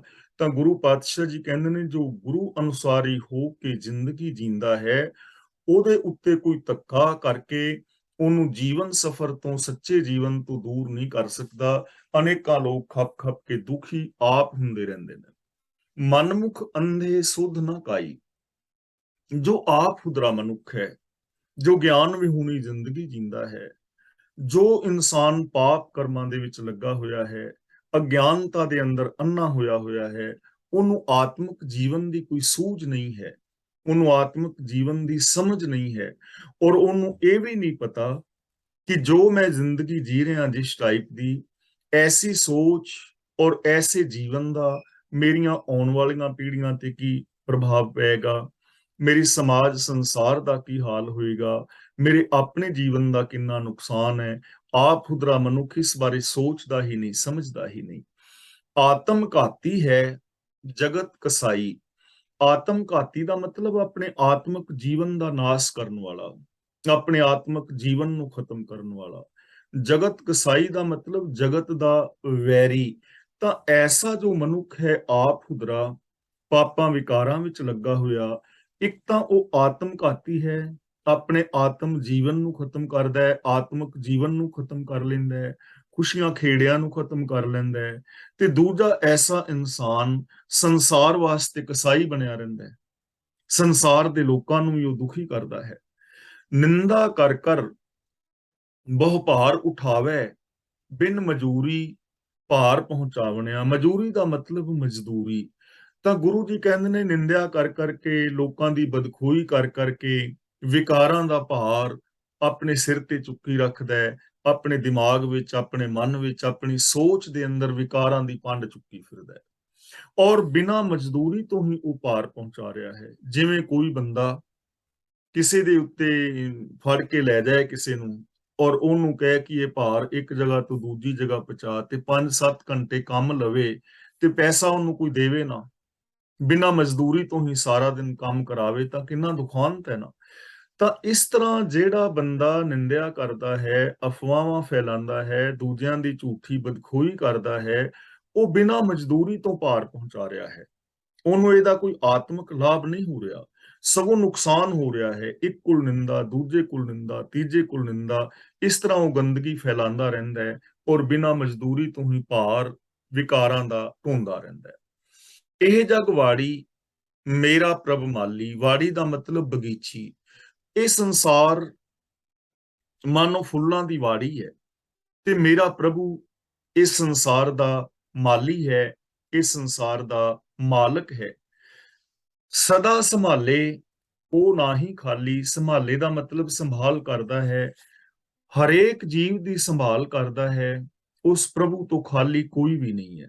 ਰੱਬੀ ਰਜਾ ਦੇ ਅੰਦਰ ਹਰ ਇਨਸਾਨ ਦੀ, ਹਰ ਜੀਵ ਜੰਤ ਦੀ ਸੰਭਾਲ ਹੋ ਰਹੀ ਹੈ। ਇੱਥੇ ਚਾਹੇ ਵਨਸਪਤੀ ਹੈ, ਜੀਵ ਜੰਤ ਨੇ, ਖੰਡ ਮੰਡਲ ਬ੍ਰਹਿਮੰਡ ਨੇ, ਆਕਾਸ਼ ਗੰਗਾਵਾਂ ਨੇ, ਕਿੰਨਾ ਕੁਛ ਹੈ, ਮਨੁੱਖ ਮਾਤਰ, ਪਸ਼ੂ ਪੰਛੀ ਨੇ।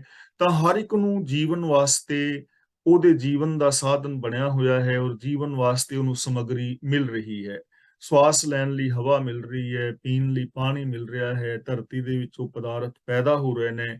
ਹਰ ਇਨਸਾਨ ਨੂੰ ਰੱਬ ਨੇ ਗਿਆਨ ਦਿੱਤਾ ਹੈ, ਦਿਮਾਗ ਦਿੱਤਾ ਹੈ, ਗੁਣ ਦਿੱਤੇ ਨੇ, ਖਾਲੀ ਕੋਈ ਵੀ ਨਹੀਂ ਹੈ। ਹਾਂ, ਇਹ ਗੱਲ ਵੱਖਰੀ ਹੈ ਕਿ ਕੋਈ ਉਹਨਾਂ ਗੁਣਾਂ ਦੀ ਵਰਤੋਂ ਨਾ ਕਰੇ, ਜਾਂ ਆਪਣੇ ਜੀਵਨ ਦੀ ਸਹੀ ਵਰਤੋਂ ਨਾ ਕਰਕੇ ਦੁਖੀ ਹੁੰਦਾ ਫਿਰੇ। ਇਹ ਮਨੁੱਖ ਦੀ ਆਪਣੀ ਭੁੱਲ ਹੈ। ਜੇ ਹੀ ਵਾਸਨਾ ਪਾਏ तेही वरतै वासु वास जणावणिया। वासना ਦਾ ਮਤਲਬ ਸੁਗੰਧੀ, ਵਾਸੂ ਵਾਸ ਦਾ ਮਤਲਬ ਫੁੱਲਾਂ ਦੀ ਸੁਗੰਧੀ। ਜਿਹੋ ਜੀ ਸੁਗੰਧੀ ਫੁੱਲ ਦੇ ਅੰਦਰ ਪਾਉਂਦਾ ਹੈ, ਉਹੋ ਜੀ ਸੁਗੰਧੀ ਜਗਤ ਦੇ ਵਿੱਚ ਫੈਲਦੀ ਹੈ, ਉਹਦੇ ਅੰਦਰ ਕੰਮ ਕਰਦੀ ਹੈ। ਗੁਲਾਬ ਦਾ ਫੁੱਲ ਹੈ, ਉਹਦੀ ਆਪਣੀ ਸੁਗੰਧ ਹੈ। ਚਮੇਲੀ ਦਾ ਫੁੱਲ ਹੈ, ਆਪਣੀ ਸੁਗੰਧ ਹੈ। ਨਿਆਜ਼-ਬੂਝ ਹੈ, ਗੇਂਦਾ ਹੈ, ਗੁੱਟਾ ਆਦਿਕ। ਤਾਂ ਇਹਨਾਂ ਹਰ ਇੱਕ ਫੁੱਲ ਦੀ ਆਪੋ ਆਪਣੀ ਵਾਸ਼ਨਾ ਹੈ, ਆਪਣਾ ਆਪਣਾ ਸੁਭਾਅ ਹੈ। ਜੈਸੀ ਵਾਸ਼ਨਾ ਕਿਸੇ ਦੇ ਅੰਦਰ ਪਾਈ ਹੈ, ਵੈਸੀ ਵਾਸ਼ਨਾ ਉਹਦੇ ਅੰਦਰੋਂ ਬਾਹਰ ਆਉਂਦੀ ਹੈ। ਇਹ ਇੱਕ ਮਿਸਾਲ ਹੈ।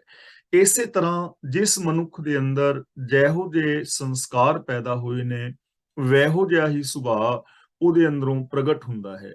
ਜਿਸ ਨੇ ਆਪਣੇ ਅੰਦਰ ਸ਼ੁਭ ਗੁਣਾਂ ਦੇ ਸੰਸਕਾਰ ਪੈਦਾ ਕੀਤੇ ਨੇ, ਉਸ ਮਨੁੱਖ ਦੇ ਸੁਭਾਅ ਚੋਂ, ਬੋਲਾਂ ਚੋਂ, ਬਿਹੇਵੀਅਰ ਵਿੱਚੋਂ ਸ਼ੁਭ ਗੁਣ ਪੈਦਾ ਹੁੰਦੇ ਨੇ। ਤੇ ਜੇ ਕਿਸੇ ਨੇ ਆਪਣੇ ਅੰਦਰ ਨੈਗੇਟਿਵਿਟੀ, ਨਕਾਰਾਤਮਕਤਾ, ਮਾੜੇ ਸੰਸਕਾਰ ਪੈਦਾ ਕੀਤੇ ਨੇ, ਉਹਦੇ ਅੰਦਰੋਂ ਉਹ ਮਾੜੀ ਜਿਹੜੀ ਹੈ ਵਾਸ਼ਨਾ ਪੈਦਾ ਹੁੰਦੀ ਰਹੇਗੀ। ਮਨਮੁਖ ਰੋਗੀ ਹੈ ਸੰਸਾਰਾ। ਜੋ ਆਪ ਹੁਦਰਾ ਮਨੁੱਖ ਹੈ, ਉਹ ਸਾਰਾ ਸੰਸਾਰ ਹੀ ਵਿਕਾਰਾਂ ਦੇ ਵਿੱਚ ਪੈ ਕੇ ਰੋਗੀ ਹੋਇਆ ਪਿਆ ਹੈ। ਆਪ ਹੁਦਰਾ ਮਨੁੱਖ, ਸੱਚ ਨਾਲੋਂ ਟੁੱਟਿਆ ਮਨੁੱਖ। ਸੰਸਾਰ ਦੇ ਅੰਦਰ ਜਿੰਨੇ ਵੀ ਸੱਚ ਨਾਲੋਂ ਟੁੱਟੇ ਮਨੁੱਖ ਨੇ, ਉਹ ਵਿਕਾਰਾਂ ਕਰਕੇ ਰੋਗੀ ਨੇ। ਕਿਸੇ ਨੂੰ ਕਾਮ ਦਾ ਰੋਗ ਹੈ, ਤਾਂ ਕਿਸੇ ਨੂੰ ਕ੍ਰੋਧ ਦਾ, ਕਿਸੇ ਨੂੰ ਲੋਭ ਦਾ, ਤੇ ਕਿਸੇ ਨੂੰ ਮੋਹ ਦਾ। ਸੁਖ ਦਾਤਾ ਵਿਸਰਿਆ ਅਗੰਮ ਅਪਾਰਾ। ਜੋ ਅਪਹੁੰਚ ਔਰ ਪਾਰ ਤੋਂ ਰਹਿਤ ਸੁਖਾਂ ਦੀ ਦਾਤ ਦੇਣ ਵਾਲਾ ਪ੍ਰਭੂ ਹੈ, ਉਹ ਮਨਮੁਖ ਨੂੰ ਭੁੱਲਿਆ ਹੋਇਆ ਹੈ। ਹੁਣ ਸੁੱਖਾਂ ਦੀ ਦਾਤ ਕਿਵੇਂ ਮਿਲਦੀ ਹੈ? ਗੁਣਾਂ ਰਾਹੀਂ, ਜੋ ਮੈਂ ਬਾਰ-ਬਾਰ ਬੇਨਤੀ ਕਰ ਰਿਹਾ।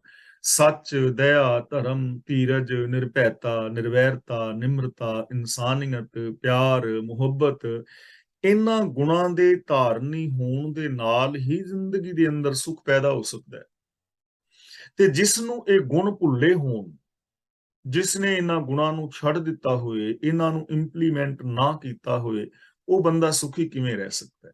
ਤਾਂ ਗੁਰੂ ਜੀ ਕਹਿੰਦੇ ਨੇ, ਇਸ ਕਰਕੇ ਸੰਸਾਰ ਦਾ ਇਨਸਾਨ ਰੋਗੀ ਹੈ, ਕਿਉਂਕਿ ਸੁੱਖਾਂ ਦੀ ਦਾਤ ਦੇਣ ਵਾਲੇ ਜੋ ਗੁਣ ਨੇ, ਉਹ ਭੁੱਲੇ ਹੋਏ ਨੇ। ਦੁਖੀਏ ਨਿਤ ਫਿਰਹਿ ਬਿਲ ਲਾਂਦੇ, ਬਿਨ ਗੁਰ ਸ਼ਾਂਤ ਨਾ ਭਾਵਣਿਆ। ਬਿਲ ਲਾਂਦੇ ਨਾ ਮਤਲਬ ਵਿਰਲਾਪ ਕਰਦੇ ਹੋਏ, ਰੋਂਦੇ ਹੋਏ, ਦੁਖਿਤ ਹੁੰਦੇ ਹੋਏ। ਤਾਂ ਜਿਹੜੇ ਦੁਖੀਏ ਨੇ, ਜਿਹੜੇ ਸੱਚ ਦੇ ਨਾਲੋਂ ਟੁੱਟੇ ਹੋਏ ਨੇ, ਉਹ ਅਵਗੁਣਾ ਕਰਕੇ, ਦੁਖੀਏ ਹੋ ਕੇ ਵਿਰਲਾਪ ਕਰਦੇ ਨੇ, ਭਾਵ ਰੋਂਦੇ ਨੇ, ਦੁਖੀ ਹੁੰਦੇ ਨੇ ਔਰ ਪਛਤਾਉਂਦੇ ਨੇ। ਲੇਕਿਨ ਗੁਰੂ ਜੀ ਕਹਿੰਦੇ ਨੇ, ਬਿਨ ਗੁਰ ਸ਼ਾਂਤ ਨਾ ਭਾਵਣਿਆ। ਗੁਰੂ ਦੀ ਸ਼ਰਨ ਵਿੱਚ ਆਉਣ ਤੋਂ ਬਿਨਾਂ ਸ਼ਾਂਤੀ ਨਹੀਂ ਮਿਲਦੀ ਹੈ। ਜਦੋਂ ਤੱਕ ਅਸੀਂ ਗਿਆਨ ਦੇ ਧਾਰਨੀ ਨਹੀਂ ਹੁੰਦੇ, ਵਿਵੇਕ ਬੁੱਧ ਨਹੀਂ ਮਿਲਦੀ, ਕਾਮਨ ਸੈਂਸ ਦੀ ਅਸੀਂ ਵਰਤੋਂ ਨਹੀਂ ਕਰਦੇ, ਗੁਣਾਂ ਦੀ ਵਰਤੋਂ ਨਹੀਂ ਕਰਦੇ, ਉਦੋਂ ਤੱਕ ਸ਼ਾਂਤੀ ਆ ਨਹੀਂ ਸਕਦੀ। ਤਾਂ ਗੁਰੂ ਗਿਆਨ ਤੋਂ ਸਖਣੇ ਹੋਣ ਕਰਕੇ, ਵਿਕਾਰਾਂ ਦੇ ਖਚਿਤ ਹੋ ਕੇ, ਦੁਖੀਏ ਹੋ ਕੇ ਜਗਤ ਅੰਦਰ ਵਿਚਰਦੇ ਨੇ। ਜਿਨ ਕੀਤੇ ਸੋਈ ਵਿਦ ਜਾਣੈ। ਵਿਦ ਦਾ ਮਤਲਬ ਤਰੀਕਾ। ਜਿਸ ਪ੍ਰਭੂ ਨੇ ਪੈਦਾ ਕੀਤਾ ਹੈ, ਉਹ ਇਹਨਾਂ ਦੇ ਸਾਰੇ ਤੌਰ ਤਰੀਕੇ ਨੂੰ ਜਾਣਦਾ ਹੈ, ਉਹਨਾਂ ਦੇ ਜੀਵਨ ਨੂੰ ਜਾਣਦਾ ਹੈ। ਆਪ ਕਰੇ ਤਾਂ ਹੁਕਮ ਪਛਾਣੈ। ਤੇ ਉਹ ਤਰੀਕਾ ਕੀ ਹੈ ਜੀਵਨ ਨੂੰ ਸੁਧਾਰਨ ਦਾ? ਉਹ ਤਰੀਕਾ ਹੈ ਹੁਕਮ, ਉਹ ਤਰੀਕਾ ਹੈ ਰਜ਼ਾ। ਰਜ਼ਾ ਔਰ ਭਾਣੇ ਨੂੰ ਸਮਝਣਾ। ਰਜ਼ਾ ਔਰ ਭਾਣੇ ਦੇ ਅੰਦਰ ਹੀ ਸੁੱਖ ਨੇ, ਦੁੱਖ ਨੇ, ਚੰਗਿਆਈਆਂ ਔਰ ਬੁਰਾਈਆਂ ਨੇ। ਕਿਉਂਕਿ ਇੱਕ ਸਿਸਟਮ ਹੈ ਕਿ ਜੇ ਕੋਈ ਬੰਦਾ ਨੈਗੇਟਿਵ ਸੋਚੇਗਾ ਤਾਂ ਉਹ ਨੈਗੇਟਿਵ ਹੋ ਜਾਏਗਾ। ਇਹ ਸਿਸਟਮ ਨੂੰ ਕੋਈ ਨਹੀਂ ਮਿਟਾ ਸਕਦਾ। ਤੇ ਜੇ ਕੋਈ ਪੋਜ਼ਿਟਿਵ ਸੋਚੇਗਾ, ਪੋਜ਼ਿਟਿਵ ਕਰੇਗਾ, ਤਾਂ ਉਹਦਾ ਰਿਜ਼ਲਟ ਵੀ ਪੋਜ਼ਿਟਿਵ ਨਿਕਲੇਗਾ। ਇਹ ਸਿਸਟਮ ਨੂੰ ਕੋਈ ਮਿਟਾ ਨਹੀਂ ਸਕਦਾ। ਤਾਂ ਗੁਰੂ ਜੀ ਕਹਿੰਦੇ ਨੇ, ਆਪ ਹੀ ਉਹ ਜੀਵਾਂ ਨੂੰ ਨਿਰੋਆ ਕਰਦਾ ਹੈ, ਜੋ ਉਹਦੇ ਹੁਕਮ ਨੂੰ ਪਛਾਣਦਾ ਹੈ, ਜੋ ਹੁਕਮ ਨੂੰ ਸਮਝਦਾ ਹੈ, ਜੋ ਹੁਕਮ ਅਨੁਸਾਰ ਜ਼ਿੰਦਗੀ ਜੀਂਦਾ ਹੈ। ਜਿਹਾ ਅੰਦਰ ਪਾਏ ਤੇਹਾ ਵਰਤੈ, ਆਪੇ ਬਾਹਰ ਪਾਵਣਿਆ। ਜਿਹੋ ਜਿਹਾ ਕੋਈ ਆਪਣੇ ਅੰਦਰ ਪਾਉਂਦਾ ਹੈ, ਉਹੋ ਜਿਹਾ ਹੀ ਵਰਤਦਾ ਹੈ। ਜੇ ਗਲਾਸ ਵਿੱਚ ਪਾਣੀ ਪਾਇਆ ਹੈ ਤੇ ਪਾਣੀ ਪੀਵੇਗਾ, ਦੁੱਧ ਪਾਇਆ ਹੈ ਤੇ ਦੁੱਧ ਪੀਵੇਗਾ। ਜੋ ਪਾਵੇ ਭਾਂਡੇ ਵਿੱਚ ਵਸਤ ਸਾਹ ਨਿਕਲੇ, ਕਿਆ ਕੋਈ ਕਰੇ ਵਿਚਾਰਾ। ਇਸੇ ਤਰ੍ਹਾਂ ਜੋ ਅਸੀਂ ਬਰਤਨ ਵਿੱਚ ਪਾਉਂਦੇ ਹਾਂ, ਉਹੀ ਉਸ ਬਰਤਨ ਦੇ ਵਿੱਚੋਂ ਨਿਕਲਦਾ ਹੈ। ਇਸੇ ਤਰ੍ਹਾਂ ਜੋ ਅਸੀਂ ਆਪਣੀ ਸੋਚ ਵਿੱਚ ਪਾ ਲੈਂਦੇ ਹਾਂ, ਸਾਡੀ ਸੋਚ ਦੇ ਵਿੱਚੋਂ ਉਹੀ ਕੁਝ ਪ੍ਰਗਟ ਹੁੰਦਾ ਰਹਿੰਦਾ ਹੈ। ਜੇ ਕੋਈ ਆਪਣੀ ਸੋਚ ਦੇ ਵਿੱਚ ਬੁਰਾਈਆਂ ਪਾ ਬੈਠਾ ਹੈ, ਤਾਂ ਉਹਦੀ ਸੋਚ ਚੋਂ ਬੁਰਾਈਆਂ ਹੀ ਪੈਦਾ ਹੋਣਗੀਆਂ। ਤੇ ਜੇ ਕੋਈ ਆਪਣੀ ਸੋਚ ਦੇ ਅੰਦਰ ਸੱਚ ਨੂੰ ਵਸਾ ਲੈਂਦਾ ਹੈ ਤਾਂ ਉਹਦੀ ਜ਼ਿੰਦਗੀ ਦੇ ਵਿੱਚੋਂ ਸੱਚ ਪ੍ਰਗਟ ਹੋਵੇਗਾ। ਤਾਂ ਜਿਹੋ ਜਿਹਾ ਜੀਵਨ ਕਿਸੇ ਦੇ ਅੰਦਰ ਟਿਕਾਂਦਾ ਹੈ, ਉਸੇ ਤਰ੍ਹਾਂ ਜੀਵ ਵਿਹਾਰ ਵਰਤੋਂ ਕਰਦਾ ਹੈ ਤੇ ਆਪ ਹੀ ਇਹਦੇ ਵਿੱਚੋਂ ਬੰਦਾ ਬਾਹਰ ਵੀ ਆ ਸਕਦਾ ਹੈ। ਯਾਨੀ ਜੇ ਸਾਡੇ ਅੰਦਰ ਨੈਗੇਟਿਵਿਟੀ ਆ ਗਈ ਹੈ, ਬੰਦਾ ਚਾਹੇ ਤਾਂ ਗੁਰੂ ਗਿਆਨ ਮੁਤਾਬਕ ਇਸ ਨੈਗੇਟਿਵਿਟੀ ਚੋਂ ਬਾਹਰ ਆ ਸਕਦਾ ਹੈ, ਸਕਾਰਾਤਮਕ ਹੋ ਸਕਦਾ ਹੈ। ਤਿਸ ਬਾਝੋਂ ਸੱਚੇ ਮੈਂ ਹੋਰ ਨਾ ਕੋਈ, ਹੇ ਭਾਈ ਮੈਨੂੰ ਉਸ ਸੱਚੇ ਪ੍ਰਭੂ ਤੋਂ ਬਿਨਾ ਹੋਰ ਕੋਈ ਨਹੀਂ ਦਿਸਦਾ। ਚਾਰ ਚੁਫੇਰੇ ਇੱਕੋ ਹੀ ਪਸਰਿਆ ਹੋਇਆ ਹੈ, ਉਹ ਇਸ ਕੁਦਰਤ ਤੋਂ ਬਾਹਰ ਨਹੀਂ ਹੈ। ਮੈਨੂੰ ਇੱਕ ਸੱਚਾ ਹੀ ਚਾਰ ਚੁਫੇਰੇ ਪਸਰਿਆ ਹੋਇਆ ਨਜ਼ਰੀ ਪੈਂਦਾ ਹੈ। ਭਗਤ ਕਬੀਰ ਜੀ ਬੜੇ ਪਿਆਰ ਨਾਲ ਸਮਝਾਉਂਦੇ ਨੇ, ਦੋਏ ਦੋਏ ਲੋਚਨ ਪੇਖਾਂ, ਹੋਂ ਹਰਬਿਨ ਔਰ ਨਾ ਦੇਖਾਂ। ਗੁਰੂ ਅਰਜਨ ਦੇਵ ਜੀ ਬਚਨ ਕਰਦੇ ਨੇ ਕਿ ਜਿੱਥੇ ਮੈਂ ਜਾਣਾ ਉੱਥੇ ਮੈਨੂੰ ਪ੍ਰਭੂ ਹੀ ਨਜ਼ਰੀ ਪੈਂਦਾ ਹੈ। ਜਿੱਥੇ ਜਾਈਏ ਜਗਤ ਮੈਂ, ਤਿੱਥੇ ਹਰ ਸਾਈਂ, ਸੱਚ ਹਰ ਥਾਂ ਤੇ ਪਸਰਿਆ ਹੋਇਆ ਹੈ। ਹਰ ਇਨਸਾਨ ਉਸ ਸੱਚੇ ਦਾ ਰੂਪ ਹੈ, ਹਰ ਇੱਕ ਦੇ ਅੰਦਰ ਸੱਚ ਆਦਿਕ ਗੁਣ ਮੌਜੂਦ ਨੇ ਤੇ ਉਹ ਸੱਚ ਜਿਹੜਾ ਹੈ ਉਹੀ ਮੈਨੂੰ ਆਤਮਿਕ ਜੀਵਨ ਦੇਣ ਵਾਲਾ ਨਜ਼ਰੀ ਪੈਂਦਾ ਹੈ ਕਿ ਹੇ ਭਾਈ ਮੈਨੂੰ ਸਦਾ ਥਿਰ ਪ੍ਰਭੂ ਤੋਂ ਬਿਨਾ ਹੋਰ ਕੋਈ ਨਹੀਂ ਦਿਸਦਾ ਜੋ ਇਸ ਭਟਕਣ ਤੋਂ ਬਚਾ ਸਕੇ। ਜਿਸ ਲਾਏ ਲਏ ਸੋ ਨਿਰਮਲ ਹੋਈ, ਜਿਸ ਮਨੁੱਖ ਨੂੰ ਆਪਣੇ ਚਰਨਾਂ ਵਿੱਚ ਲਾ ਲੈਂਦਾ ਹੈ, ਯਾਨੀ ਜੋ ਰੱਬੀ ਰਜਾ ਵਿੱਚ ਤੁਰਦਾ ਹੈ, ਜੋ ਰੱਬੀ ਗੁਣਾਂ ਦਾ ਧਾਰਨੀ ਹੁੰਦਾ ਹੈ, ਸੋ ਨਿਰਮਲ ਹੋਈ ਦਾ ਮਤਲਬ ਉਹ ਮਨੁੱਖ ਪਵਿੱਤਰ ਜੀਵਨ ਵਾਲਾ ਬਣ ਜਾਂਦਾ ਹੈ। ਤਾਂ ਇਸ ਦੁਨੀਆ ਦੇ ਅੰਦਰ ਹਰ ਇਨਸਾਨ ਪਵਿੱਤਰ ਜੀਵਨ ਵਾਲਾ ਬਣ ਸਕਦਾ ਹੈ ਜੇ ਉਹ ਆਪਣਾ ਮਨ ਰੱਬੀ ਗੁਣਾਂ ਦੇ ਨਾਲ ਜੋੜਦਾ ਹੈ। ਨਾਨਕ ਨਾਮ ਵਸੈ ਘਟ ਅੰਤਰ, ਜਿਸ ਦੇਵੈ ਸੋ ਪਾਵਣਿਆ। ਨਾਮ ਦਾ ਮਤਲਬ ਹੈ ਰੱਬੀ ਗੁਣ। ਤਾਂ ਗੁਰੂ ਜੀ ਕਹਿੰਦੇ ਨੇ, ਹੇ ਪ੍ਰਭੂ, ਹੇ ਇਨਸਾਨ, ਉਸ ਪ੍ਰਭੂ ਦੀ ਮਿਹਰ ਨਾਲ ਜਿਸ ਜਿਸ ਪ੍ਰਭੂ ਦੀ ਮਿਹਰ ਨਾਲ ਜਿਸ ਦੇ ਅੰਦਰ ਰੱਬੀ ਗੁਣ ਆਵਸਦੇ ਨੇ, ਉਹਨੂੰ ਉਹ ਆਤਮਿਕ ਜੀਵਨ ਬਖਸ਼ਦਾ ਹੈ, ਉਹ ਆਤਮਿਕ ਜੀਵਨ ਹਾਸਲ ਕਰ ਲੈਂਦਾ ਹੈ। ਨਾਨਕ ਨਾਮ ਵਸੈ ਘਟ ਅੰਤਰ, ਕਿ ਇਹ ਨਾਨਕ ਜਿਸ ਮਨੁੱਖ ਦੇ ਅੰਦਰ ਰੱਬੀ ਗੁਣ ਵਸਦੇ ਨੇ, ਜਿਸ ਦੇਵੈ ਸੋ ਭਾਵਨਿਆ, ਜਿਸ ਨੂੰ ਪ੍ਰਭੂ ਇਹ ਦਾਤ ਦਿੰਦਾ ਹੈ, ਉਹ ਆਤਮਿਕ ਜੀਵਨ ਹਾਸਲ ਕਰ ਲੈਂਦਾ ਹੈ। ਯਾਨੀ ਜਿਸ ਵੀ ਮਨੁੱਖ ਦੀ ਸੋਚ ਅੰਦਰ ਰੱਬੀ ਗੁਣ ਵਸ ਜਾਂਦੇ ਨੇ, ਉਹ ਇਨਸਾਨ ਆਤਮਿਕ ਜੀਵਨ ਪਾ ਲੈਂਦਾ ਹੈ। ਗੁਰੂ ਦੀ ਰਹਿਮਤ ਬਖਸ਼ਿਸ਼ ਕਰਨ ਅਸੀਂ ਵੀ ਗੁਰੂ ਪਾਤਸ਼ਾਹ ਜੀ ਦੀ ਪਾਵਨ ਬਾਣੀ ਆਪ ਪੜ੍ਹੀਏ, ਗੁਰਬਾਣੀ ਦੀ ਵਿਚਾਰ ਕਰੀਏ ਔਰ ਗੁਰਬਾਣੀ ਮੁਤਾਬਕ ਜ਼ਿੰਦਗੀ ਜੀ ਕੇ ਆਪਣੇ ਜੀਵਨ ਨੂੰ ਸਫਲ ਔਰ ਸੁਚੱਜਾ ਕਰਨ ਦਾ ਯਤਨ ਕਰੀਏ।